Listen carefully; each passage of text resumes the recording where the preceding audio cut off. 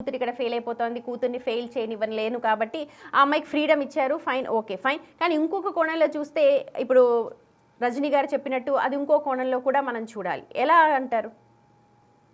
ఇప్పుడు రెండు కోణాల పరిస్థితులు. ఫస్ట్ అమ్మాయిని తీసుకుందామండి. ఆ పాప she's an educated person. She's working as a director in a company.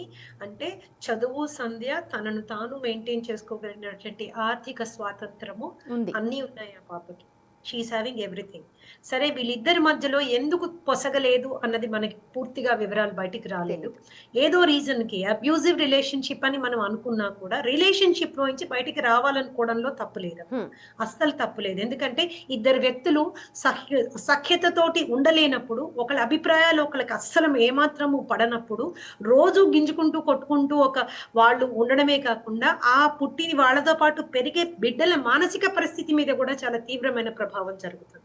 పైగా రోజు రోజు వాళ్ళు అదే సిచ్యువేషన్ ఫేస్ చేసినప్పుడు ఒక రకమైన పంతము, పోటీ, ఈ ఒకళ్ళ మీద కోపము, కక్ష, లేకపోతే ఒక విపరీతమైన నిరాశ, విపరీతమైన నిస్పృహ, ఇలాంటివన్నీ కూడా జనరేట్ అయ్యేదానికి అవకాశం ఉంటుంది.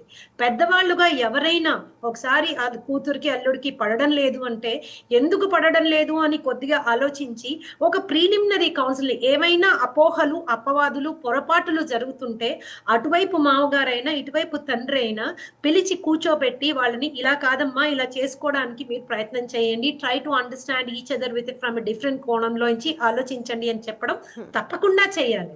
ప్రీలిమినరీ counselling should be taken up by the parents instead of feeling stigmatic about it. ఇది ఏదో చాలా అందరికి తెలిస్తే పరుగు పోతుంది, ఇది లేకపోతే నా కూతురు అబ్బరాన్ని పుట్టిన గడ్డపార, అల్లుడు మాత్రం ఎటుపోయినా పర్వాలేదు, లేకపోతే అల్లుడు దుర్మార్, ఈ ప్రీ ఆక్యుపైడ్ నోటిషన్స్ ఉండకూడదు. ఒక ఇనీషియల్ లెవెల్లో తప్పు జరుగుతోందా, జరుగుతలేదా, ఆ తప్పుని దిద్దే అవకాశం ఉందా అనేది దాన్ని అందరూ ఎక్స్ప్లోర్ చేయాలి. ఇటు సైడ్ పేరెంట్స్ అయినా అటు సైడ్ పేరెంట్స్ అయినా. ఒకవేళ పేరెంట్స్ కూడా ఆ భావోద్వేగానికి నా కూతుర్ని అంటావా, నా కొడుకుని అంటావా అని, ఎందుకంటే సాధారణంగా మనం చూస్తాం మొగుడు పిల్లల విషయంలో మూడో వ్యక్తి వెళ్తే అది ఇంకా కొంచెం పెద్దగా చినికి గాలివాన అయిన సందర్భాలు కూడా కాదమ్మా. The best way is there are professionals like us. Family counsellors బోల్డంత మంది ప్రొఫెషనల్స్ ఉన్నారు.